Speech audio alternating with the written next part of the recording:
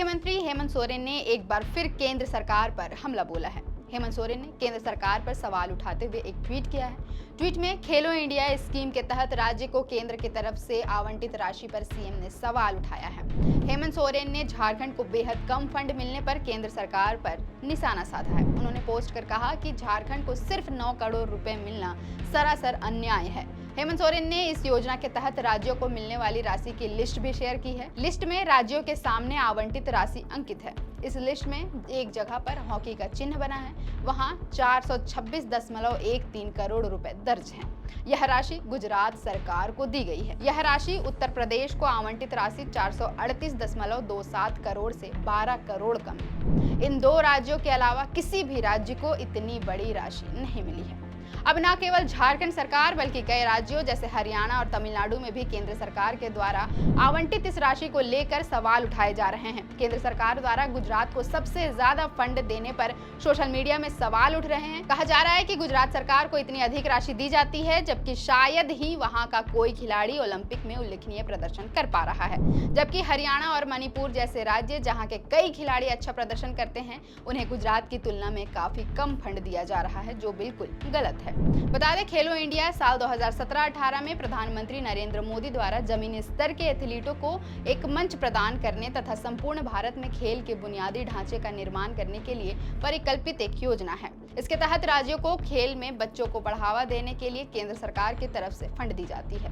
2024 के बजट सत्र में इस फंड की घोषणा की गई, जिसमें सबसे अधिक फंड गुजरात को दिए गए हैं। वहीं सबसे कम फंड गोवा को मिला है, जो सिर्फ 4.2 करोड़ का है। वहीं पुडुचेरी को 8.75 करोड़ और झारखंड को 9 करोड़ 63 लाख की राशि आवंटित की गई है। हरियाणा को 66.59 करोड़ का फंड मिला है, जो गुजरात की अपेक्षा बहुत ही कम है। हरियाणा के खिलाड़ी ओलंपिक से लेकर कई बड़े खेल प्रतियोगिता में देश के लिए पदक लेकर आते हैं और देश को रिप्रेजेंट करते हैं। अब हरियाणा के सांसद भी इसका विरोध कर रहे हैं। रोहतक सांसद दीपेंद्र सिंह हुड्डा ने कहा कि हरियाणा की अनदेखी सिर्फ इस बार के केंद्रीय बजट में नहीं हुई है, बल्कि हर मौके पर भाजपा का हरियाणा विरोधी चेहरा देखने को मिलता है।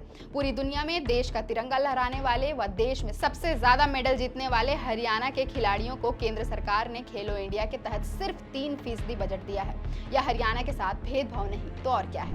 वहीं तमिलनाडु को 20 करोड़ की राशि की घोषणा पर तमिलनाडु के युवा कल्याण एवं खेल विकास मंत्री उदयनिधि स्टालिन ने केंद्र सरकार पर निशाना साधा है। उन्होंने कहा, उत्तर प्रदेश और गुजरात को 400 करोड़ रुपए से अधिक का उदार आवंटन मिला है, जबकि तमिलनाडु को 20 करोड़ रुपए की मामूली राशि दी गई है।